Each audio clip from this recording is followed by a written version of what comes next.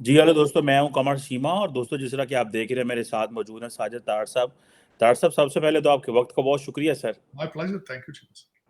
तार साहब, आज तो बैनुल-अक़वामी सियासत में बहुत बड़ी डेवलपमेंट हुई है कि सऊदी अरब और ईरान के जो ताल्लुकात हैं वो नॉर्मल हो गए हैं और एम्बेसीज खुल रही हैं, और चीन ने बहुत बड़ा किरदार अदा किया है। और किसी को ये एहसास भी नहीं था कि ये चीज़ हो रही है। दूसरा एक इसमें पहलू ये भी है कि पाकिस्तान भी बड़ी सुना कोशिशें करता रहा। नवाज शरीफ और इमरान खान भागे भागे जाते थे रियाद एंड तेहरान के, जी हम दोनों की सुलह करवाएंगे। और तारड़ साहब, इसमें तो एक पैगाम ये भी है कि अगर जिसे कहते हैं ना सिविलाइजेशनल कॉन्फ्लिक्ट रिजॉल्व हो सकते हैं पर्शियंस एंड अरब्स के, तो इंडिया पाकिस्तान का मसला क्यों नहीं हल हो सकता। हमें तो अपनी ईगो खत्म कर देनी चाहिए। मोहम्मद बिन सलमान और ईरानी जो हैं उनको समझ आ गई है कि आगे जाना चाहिए। तो ये हमारी लीडरशिप को क्या समझ आएगी या हम इससे कोई होश के नाहुल लेंगे? चीमा साहब, मैं इनको 3-4 एंगल डिफरेंट डिस्कस करना चाहता हूँ। हमारे तो हर अकल के नाखून तब आएंगे अगर हम अपने नेशनल इंटरेस्ट बेस पे डिसीजन लेंगे। हमारा हर डिसीजन डॉलर बेस होता है, नेशनल इंटरेस्ट बेस नहीं होता। हकीकत मैंने आपको कहा था कि आप के रिलेशनशिप चंद ममालिक के साथ जरूरी है आपके सर्वाइवल के लिए, जिसमें भारत नंबर 1 पे है, दूसरे पे अफगानिस्तान है, तीसरा ईरान है, चौथा चाइना है। आपके फ्यूचर में आगे बढ़ने के लिए इनके साथ रिलेशनशिप नॉर्मल होना अशद जरूरी है, लेकिन वो तब होता है अगर आप नेशनलिस्ट हो, आपकी तवज्जो कौमी, आप पाकिस्तान के बारे में फैसले करें। और अगर फैसले अपने जातियात के मामले में हो और लूट के दुबई, लंदन, टोरंटो जाना हो, तो फिर ये डिसीजन कौन लेगा? आज आप लावारिस हैं। आज आपका कोई वाली वारिस नहीं है। आज आपका ना कोई आपकी हुकूमत है। सूबे आप अलग डिसीजन डिसीजन ले रहे हैं। खान साहब पेट्रोल का गैलन हाथ में लेके फिर रहे हैं और माचिस एक हाथ में है। अब मैं जरा खासकर इसके हवाले से जो मैं बात करना चाहूंगा सऊदी अरेबिया से, इंटरनेशनल ग्लोबल आज इसके ऊपर क्या हुआ, मैं उस पर बात पहले करना चाहता हूँ। पाकिस्तान ने तो क्या उसमें भी बात करूंगा कि आपकी लीडरशिप की क्या ओपिनियन थी और किस तरह ये जाके सऊदी अरब के दरमियान सालसी की कोशिश करते थे और क्या इनके कद काट कितने हैं। लेकिन आज जो इसमें मैं लूजर और विनर सबसे पहले बताना चाहूंगा कि आज के इस फैसले में नंबर 1 लूजर अमेरिकन। वजह, Saudi Arabia is the leader of Muslim countries, मुस्लिम उम्मा का लीडर है और एलाइज है। तेहरान में आज भी आर्मी बेस है और वो चाइना के कैंप में चला गया। आज पहले भी जिस तरीके से चाइनीज प्रेसिडेंट को जिस भरपूर तरीके से उन्होंने प्रोटोकॉल देकर रिसीव किया था, उनका दौरा था, आज मैं समझ रहा हूं कि मिडल ईस्ट अमेरिका के हाथ से निकल रहा है। सबसे बड़ा फ्लेवर आज अमेरिका है। और अफगानिस्तान की फ्लेवर के बाद मैं आपके देखने वालों को ये बताना चाहूंगा, कल कैपिटल हिल के ऊपर रिपब्लिकन पार्टी के लीडरान ने कल हियरिंग की थी अफगानिस्तान के विड्रॉल के बारे में। उन्होंने जो एक कई फौजियों के, एक कर्नल थे, कर्नल मान, उनको बुलाया और एक और सार्जेंट थे जिनका बाजू और जिनका टांग जो है वो उन 13 फौजियों के साथ इनखला के दौरान जब बम का धमाका हुआ था तो आया, वो कैपिटल हिल की हियरिंग में आके रोया है, सार्जेंट चीखा है। अफगानिस्तान से बुरे तरीके से शर्मिंदगी के साथ इनखला, यूक्रेन हाथों से निकल गया। रशिया की सैंक्शंस, इन्होंने सैंक्शंस लगाई, वो फेल हुई। भारत रशिया से तेल लेकर अमेरिका को बेचता रहा और आज भी बेच रहा है। एलाइज आपके जर्मनी जो और यूरोप जब चोक किया रशिया ने अपनी एनर्जी के ऊपर, वो खूब डायरेक्ट उनसे बातें करना शुरू हो गए। आज सऊदी अरेबिया भी छोड़कर आपको चला गया है। अपने मसाइल वो खुद हल कर रहे हैं, बिकॉज आप जब बाल्टीमोर और शिकागो के मसाइल नहीं हल कर सकते तो सऊदी अरेबिया के मसाइल किस तरह हल करेंगे आप? आज हर बड़ा शहर अमेरिका के अंदर drug market, murders, crime, police demoralise, army छुपती फिर रही है, एक दूसरे के साथ रो रहे हैं। कल वो सार्जेंट रोया है, 13 लाशें उठा के जिस तरीके से भागे हैं। और मैं सी पैक की जब डोनाल्ड ट्रंप साहब ने अगले दिन जो स्पीच दी है उसमें उन्होंने बताया है, अगले दिन सी पैक के अंदर, इस संडे वाले दिन, पिछले संडे, उन्होंने कहा तालिबान इस वक्त दुनिया में ब्लैक मार्केट में असला बेचने पर दूसरे नंबर पर है। 85,000 बिलियन डॉलर का असला छोड़ के ये भागे हैं। 7 लाख बंदूकें राइफल्स जो थी डब्बों में बंद थी, वो नाइट विजन जो गॉगल्स हैं वो लंडे के भाव बिक रही हैं। वो अब इस्लामाबाद के आसपास फिर रही हैं। वो पिशावर तो आ चुकी थी, जो वो थाने पे हमला हुआ था उसमें नाइट विजन गॉगल थी जो अमेरिकन छोड़ कर आए थे। उसके बाद 70,000 गाड़ियां जिनके नीचे 6-6 इंच की लोहे की चादरें लगाई गई थी, जिनको बुलेट प्रूफ बनाया गया था, बंद छोड़ के आए थे ब्रांड न्यू। तो आज उसके मुंह पर चाइना ने जो थप्पड़ मारा है, वो ये सबसे ज्यादा दुख इस वक्त, इसमें सबकी तकलीफ, सबसे ज्यादा तकलीफ अमेरिकन को हो रही है। सोशलिस्ट अमेरिकन जो इस वक्त लिबरल है, प्रोग्रेसिव माइंडसेट के साथ जो चल रहे हैं, जो इनका खासकर देखना हो, अमेरिका का फ्यूचर देखना हो, तो जो बाइडेन साहब ने जो अगले दिन बजट पेश किया, उसमें सोशल सर्विसेज के बारे में उन्होंने जो बजट रखा है, अगर आप उसको देख लें तो आपको अमेरिका का फ्यूचर नजर आ जाएगा। इस वक्त 2 पॉलिसीज हैं जो इस वक्त चल रही है। टैक्सेशन उन्होंने बढ़ा दी, अमेरिका में तरक्की करने को डिस्करेज किया जा रहा है। उसके बाद वर्क फ्रॉम होम, और तीसरा 4 दिन का हफ्ता। अगर ये सारा जमा कर रहे हैं तो पीछे अमेरिका का फ्यूचर सामने नजर आ जाएगा। बिल्कुल ठीक। सबसे पहला झटका आज लगा है आज सऊदी अरेबिया का चाइनीज कैंप में जाना, उनकी बात सुनना, बीजिंग के जाकर अंदर उन्होंने ये कॉन्ट्रैक्ट साइन किया। और दूसरा मैं समझता हूं कि आज मेरे ख्याल में आज भारत को भी सोचना चाहिए, सोच रहे होंगे बल्कि, कि अमेरिकन इन्फ्लुएंस हमें कहां तक लेके जाएगा। और दूसरा इसके साथ मैं इंक्लूड करना चाहूंगा इसके साथ कि अगले दिन डोनाल्ड ट्रंप साहब ने अपनी स्पीच में कहा है कि अगर वो प्रेसिडेंट होते तो कभी भी चाइना और रशिया को इकट्ठा ना होने देते। आज वो अलायंस बना के इकट्ठे हो गए, अमेरिका अकेला हो गया कॉर्नर में। और अमेरिकन जो बच्चे हैं इस वक्त, उनके सर पे इस वक्त वीड पीना और सोशलिस्ट एजेंडा है उनके दिमाग में। वो कहते हैं America is a bad place to be. उनको ऐसा इन्होंने स्टैचू गिराने के पीछे लगा दिया है, और ऐसा उन्होंने बना दिया है काम अमेरिका के अंदर कि उनकी फॉरेन पॉलिसी उनका रडार पर नहीं, अपने बॉर्डर पे कंट्रोल नहीं है। कार्टेल जो है अमेरिकन को अगवा करके, मैं एक और बात बताना चाहूंगा आपको, इसके साथ रिलेट करना चाहूंगा। कल ट्रैवल एडवाइजरी आई है कि आगे स्प्रिंग ब्रेक आ रही है। अमेरिका का ट्रेडिशन है कि कॉलेज के बच्चे स्प्रिंग ब्रेक में जाके बीचों के ऊपर पार्टी करते हैं। इन्होंने कल दे दी है ट्रैवल एडवाइजरी कि मैक्सिको नहीं जाना बेटा, वो थप्पड़ मारते। अब जो मुझे ये बताएं, जो अमेरिकन मैक्सिको बॉर्डर साथ लगता है वहां सेफ नहीं है, तो दुनिया को क्या बचाएंगे? वो क्या बचाएंगे दुनिया? अब बिल्कुल जब कौमें गिरती हैं, कमजोर होती हैं, तो एलाइज इस तरह ही छोड़ के भागते हैं। इस वक्त Saudi Arabia has gone to the Chinese camp, और दूसरा इस वक्त यूरोप भी अपने फैसले खुद ले रहा है। और अमेरिका का सबसे बड़ा इस वक्त जो मेरे ख्याल में फ्यूचर में आने वाले प्रेसिडेंट या फ्यूचर में आने वाले दिनों में मिलिट्री का मोराल ठीक करना, पुलिस का मोराल ठीक करना, और नेशनलिज्म को प्रमोट करना। और इस वक्त जो डेमोक्रेसी डिक्लाइन है, जो इस वक्त लोगों का एतमाद उठ चुका है इलेक्शन पे, इंस्टीट्यूशन ऑफ इलेक्शन, इसको रिस्टोर करना, ये सबसे बड़ा काम होगा। Otherwise America is over, otherwise जमहूरियत इज ओवर। जमहूरियत पहले भी इस वक्त जो है वो facing different kind of challenges, लेकिन आज मैं समझता हूँ जो सबसे बड़ा इस चाइना इज ग्रोइंग। और मैं उसके बाद ये भी बात बताना चाहूंगा कि ताइवान के साथ एक आज दूसरा वाकया भी आज हुआ है कि वहां पे चाइनीज जो चाइना ने ताइवान की इंटरनेट की जो अंडरग्राउंड समुद्र के अंदर तारें थी वो काटनी शुरू कर दी। और यही किया गया था जब यूक्रेन के ऊपर अटैक किया गया था, रशिया ने सबसे पहले उनका इंटरनेट बंद किया था, काटे तारे। तो तैयारी शुरू हो चुकी है दूसरे फ्रंट पे, ताइवान पे। और मैंने आपको जिस तरह पहले बताया था कि अमेरिका के पास इन्वेंटोरी नहीं है हथियारों की कि वो ताइवान को दे के उसको कोई सामने ला सके। अब दूसरी बारी ताइवान की होगी, इसके बाद चाइना उसको टेक ओवर करेगा। और उसके बाद और पहले भी मैं जाती तौर बताऊं, ये इग्नोर करते हैं, हमारा मीडिया जो है ना, इनके ऊपर इन्फ्लुएंस है अमेरिका का और दूसरी चीजों का, बातें नहीं बताते। उन्होंने वो जिस तरीके से अफ्रीका के अंदर उन्होंने अपने एक्सक्लूसिव कॉन्ट्रैक्ट्स कर लिए चाइना ने, और जो उनकी ग्रोथ है, जितना उनके पास पैसा है इस वक्त, और जिस तरीके से वो और अगली बात मैं बताता हूँ चाइना की, आज की दूसरी बात आपको मैंने नहीं बताई। उन्होंने एक सैटेलाइट छोड़ा है अमेरिका के मिलिट्री सैटेलाइट्स के ऊपर सर्वेलेंस करने के लिए। अमेरिका के जो मिलिट्री सैटेलाइट हैं ऊपर, उनको अब उन्होंने सर्वेलेंस करनी शुरू कर दिए। They are sending their spy satellites to the space.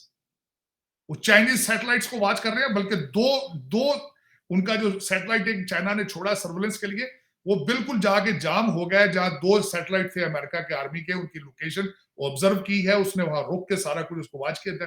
So basically यही होता है, जब दर हकीकत जब आप कहें, आपको सोशलिज्म और कम्युनिज्म अच्छा लगना शुरू हो जाए आपको, अब आपको जब कहें कि बच्चों आपने इंटेलेक्ट जो है वो सारा एक्सपोर्ट आउटसोर्स कर दिया है, यहाँ के सारे सीईओ इस वक्त जो है आपको पता है भारत से आ रहे हैं, लोकल तो सारे नशे कर रहे हैं, नशों में उनको बिजी है इस वक्त। तो जब आप ये सारी चीजें हो जाए, आपके साथ हो जाए, तो फिर यही होता है, पहले फैक्ट्रियां आपने आउटसोर्स की हैं, अब सीईओ सारे बाहर से ले आए, आउटसोर्स कर दिया, तो फ्यूचर आपका बिल्कुल वही है जो इस वक्त दूसरे यूरोप का, छोटे छोटे मुल्कों का है, वही अमेरिका भी है, टूटेगा, खराब होगा, डिवाइडेड। अमेरिका वैसे भी डिवाइडेड है सीरियसली, फार लेफ्ट और फार राइट में, एक साइड पे फार राइट है और एक पे फार लेफ्ट है, और दूसरे दोनों किसी मिडिल ग्राउंड पे आके मिलने के लिए तैयार नहीं है। इस वक्त अगर देखा जाए तो जो बाइडेन को तो कहा जाता है इस एडमिनिस्ट्रेशन को third term of Obama, Obama की वीक फॉरेन पॉलिसी थी, अपोलोजेटिक गवर्नमेंट थी, और वही पॉलिसीज है उनकी। टोनी बिल्किन को कौन पूछता है आज?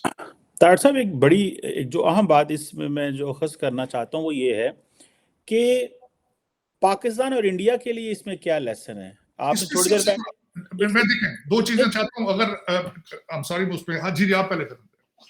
इसमें यह है कि पाकिस्तान और इंडिया के लिए क्या लेसन है, एक बात, क्योंकि तार साहब पाकिस्तान और इंडिया की तो मुज़ाकरात भी कोई नहीं कराता। अमेरिका ने, ट्रंप साहब ने कोशिश की, अमेरिका, इंडिया ने स्नब कर दिया, और पाकिस्तान ने यूएई को कहा, इंडिया ने लिफ्ट नहीं कराई। तो सऊदी अरब और ईरान तो इतने इंपॉर्टेंट है कि चाइनीज अपना रोल प्ले करना चाह रहे थे। आपको लगता है कि पाकिस्तान और इंडिया के बीच में ये इस तरह की कौन इक्वेशन में कौन रोल प्ले कर सकता है? अमेरिका की तो सुनते ही कोई नहीं है, तो आप खुद अमेरिकन फॉरेन पॉलिसी की सुन रहे कहते हैं, तो इसको आप कैसे देखते हैं? आप जो है इसमें थोड़ा सा बताएं कि कोई विंडो ऑफ होप है या अपॉर्चुनिटी है? उसमें मैं दो बताना चाहूंगा। सबसे पहले इसको इस तनाजर से देखना होगा आपको कि इंडिया और भारत के अगर रिलेशनशिप ठीक होते हैं तो तीसरी कौन सी ऐसी पार्टी है जिसको इसमें से फायदा हासिल? कोई नहीं। अगर आपके रिलेशनशिप भारत के साथ ठीक होते हैं, चाइना नाराज हो जाएगा आपके साथ। अगर आपके रिलेशनशिप अच्छा, दूसरा आपको मैंने बताया था कि अब हालात अमेरिका के इंडिया के साथ ऐसे हैं कि अब आप जो भी आपने अमेरिका से बात करनी है वो भारत से वो पूछ के आपसे बात करेंगे, क्योंकि उनका इन्फ्लुएंस इतना ज्यादा है, लॉबी इतने ज्यादा है। दूसरी एक बात, सबसे बड़ी बात है, किसे आप अपने बॉर्डर से बाहर क्या जाएं, आपके अंदर ही ये विल मौजूद नहीं है भारत के साथ रिलेशनशिप बेहतर किए जाए। आपने हमेशा भारत के साथ दुश्मनी और प्रोपेगेंडा से इसके पीछे पैसा बनाया। और चीफ जस्टिस ने भी मौका गवा दिया, उन्होंने जाना था जाना वैसे तो उस पर भी बात करता हूं, उस पर बात। चीमा साहब, दर हकीकत बात यह है कि आज तक आपने भारत के साथ हालात इसलिए खराब रखे हैं कि आपका डिफेंस का बजट बढ़ा है। आपने एक हवा बना के रखा है कि हम आपके अगर 7 लाख फौज ना हुई, भारत आपको खा जाएगा। अभी जहाज, भारत के जहाज इस्लामाबाद के ऊपर आ जाएंगे, आज ये हो जाएगा, आज ये हो जाएगा। ये आपका हिस्सा था इसका फॉरेन पॉलिसी कि एक हवा बना के रखना है, 22 करोड़ लोगों को डराना सुबह शाम भारत से। This was your policy. अब वो पॉलिसी किस तरह खराब है? अब मैं आपसे मेरा एक क्वेश्चन करना चाहूंगा। वाजपेयी साहब यहां आए, बहुत ज्यादा पॉलिटिकल कैपिटल रिस्क पे लगा कर आए। उसके बाद मोदी साहब आए, आप सोचें कि उन्होंने कितना बड़ा पॉलिटिकल एक रिस्क लिया होगा, उसके वर्सेस आपने क्या किया? ये मेरा क्वेश्चन मार्क है आपसे। और इस वक्त आप कहते हैं कि रिलेशनशिप ठीक हो, मेरा ये क्वेश्चन मार्क ये है आपसे, आपके साथ, भारत के साथ रिलेशनशिप करना आपकी जरूरत है या भारत की जरूरत है? आपकी जरूरत है, भारत को जरूरत नहीं है आपकी। भारत की तो जरूरत ही नहीं है आपकी। तो आप इस वक्त अगर मुझे ये बताएं, आपकी जो इस वक्त पॉलिटिकल या डिफेंस की जो सिचुएशन है, कौन है बंदा जो आपको तो मेरा क्वेश्चन है, 22 करोड़ लोग आपको चला कौन रहा है? किसी को कोई पता नहीं। वजीर आजम 2 हैं,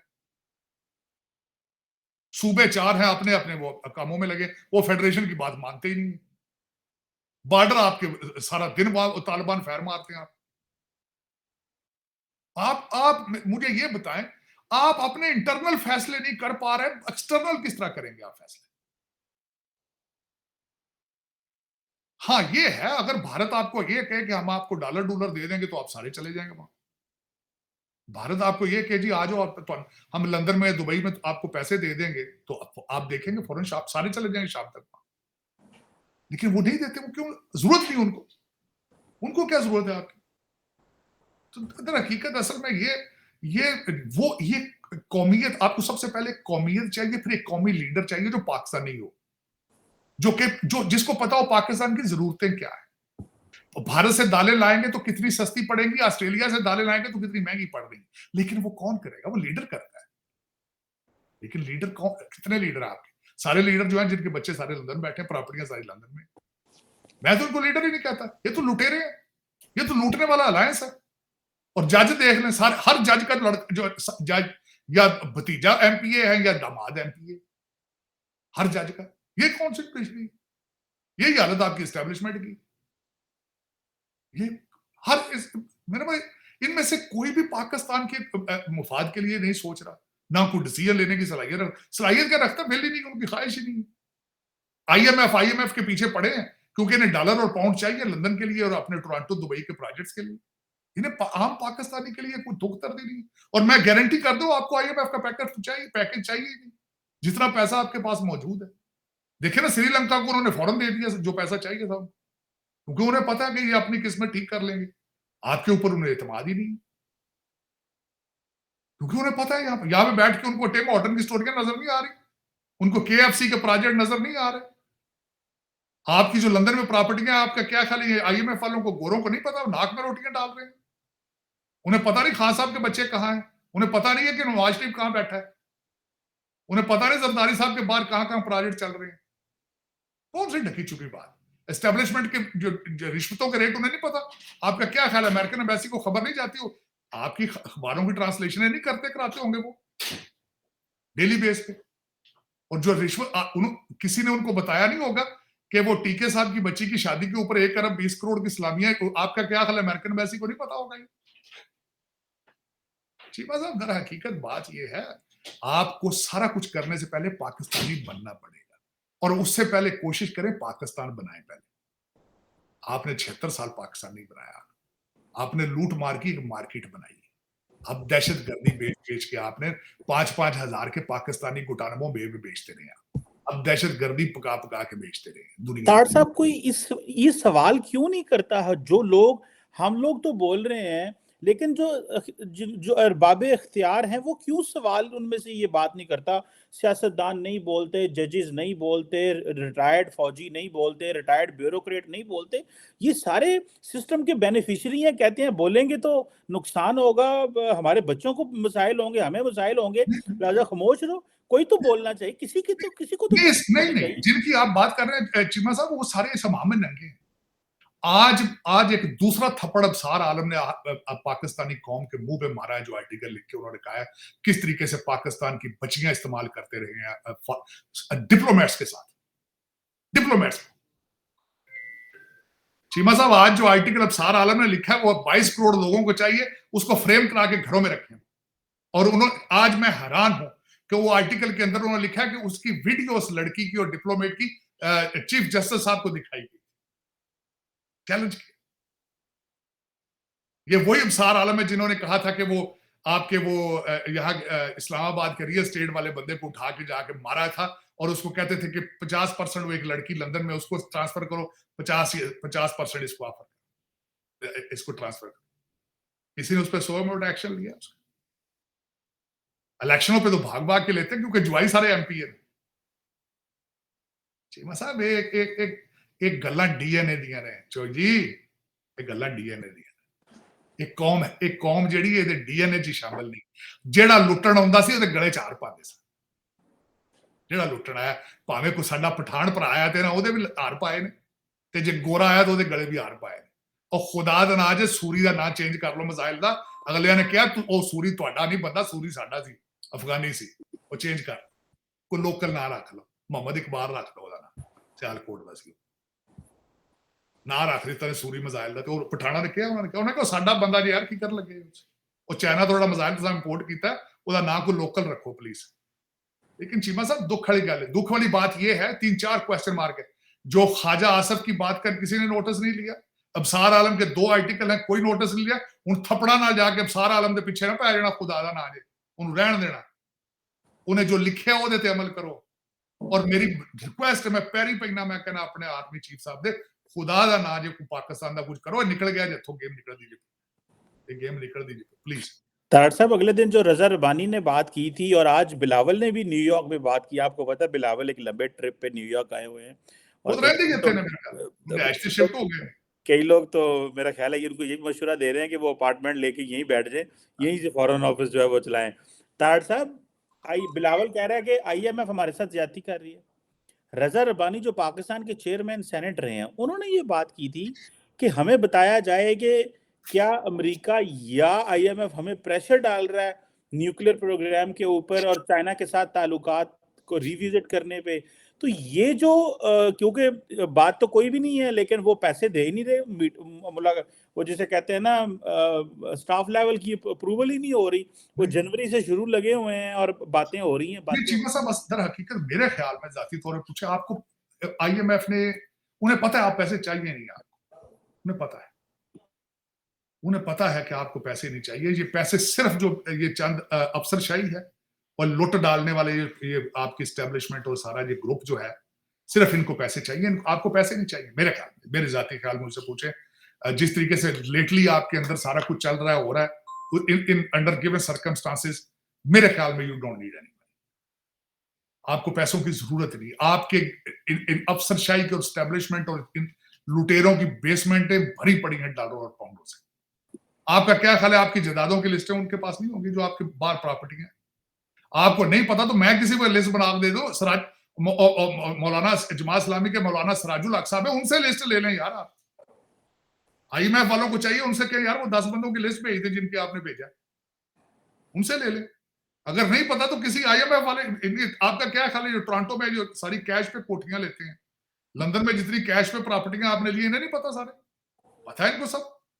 आप आईएमएफ का पैकेज आपको चाहिए ही नहीं। मैं तो कहता हूँ ये 5000 बंदे, पहले जो 23 प्रोजेक्ट आपने लिए थे, इनके पैकेजेस लिए थे आईएमएफ, वो किधर है? वो हिसाब है उसका।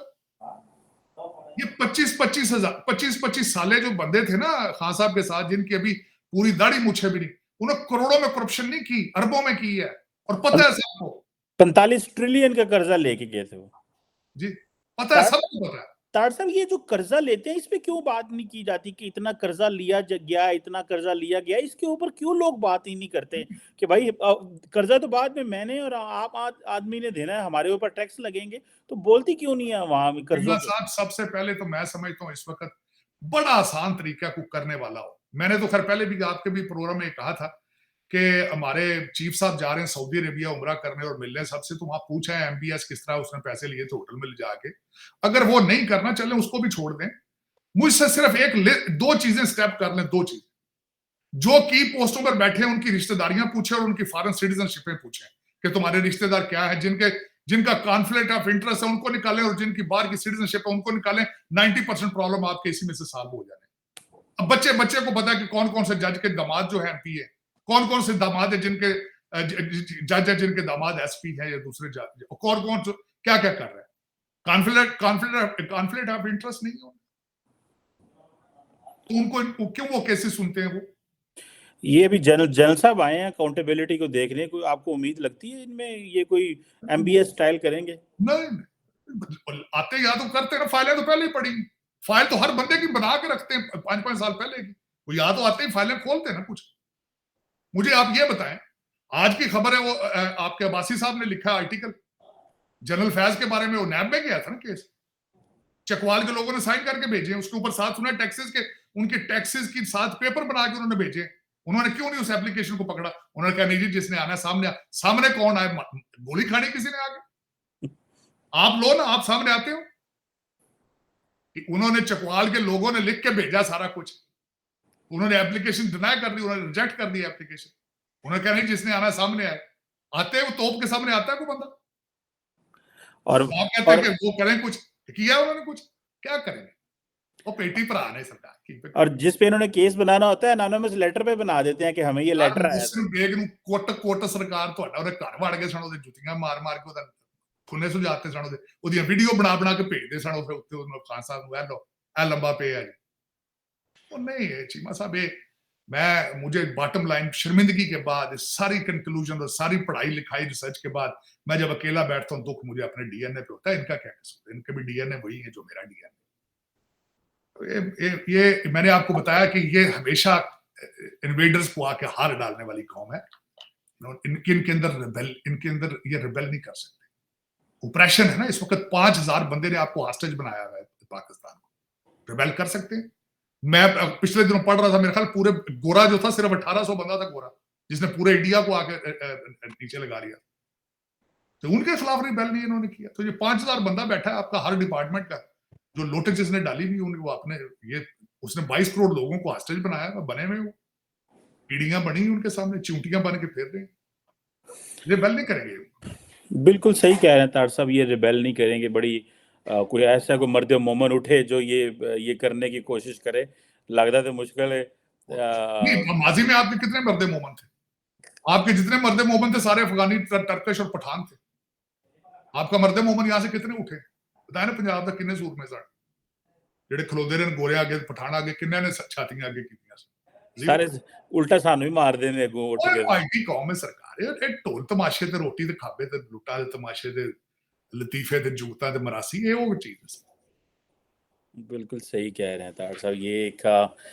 ये आप जो डीएनए की बात करते हैं, इसमें ये बड़ा वजन है कि बेसिकली रेजिस्टेंस और रिबेलियन और मुझे माजी में किसी ने चीमा साहब बड़ा अरसा पहले कहा था, मैं इतना तो नहीं उस पर बिलीव करता, उसने कहा था जिन कौमों का माजी नहीं होता मुस्तकबिल कुछ नहीं होता।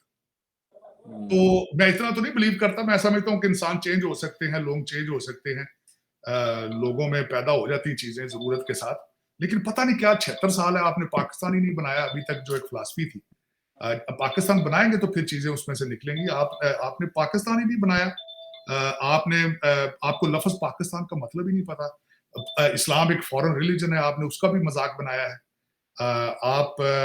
मेरा मकसद कभी देखते नहीं है कि बांग्लादेश आपसे आगे जा चुका है, अब अफगानिस्तान भी आपसे आगे जा रहा है। आपने तरक्की बहुत की है लेकिन पाकिस्तान में तरक्की नहीं की। आप यहाँ से लूट के जब बाहर जाते हैं तो बहुत तरक्की करते हैं। लंदन में बड़ा पैसा, बड़ी प्रॉपर्टी बंद हो, यहाँ भी बड़ी, कनाडा में भी बहुत है। लेकिन है कि अपनी पता नहीं कैसी कौम है हम कि अपनी माँ के कपड़े 76 साल से फाड़ते हैं, पता नहीं क्या बात है। बिल्कुल सही कह रहे हैं तार साहब, अपनी माँ के कपड़े, अपनी मादरे मिल्लत के जो कपड़े हैं वो फाड़े जा रहे हैं, और कोई ऐसा है ही नहीं है जो उठ रहा हो। थैंक यू वेरी मच तार साहब sir, it's always pleasure talking to you sir, बहुत शुक्रिया सर।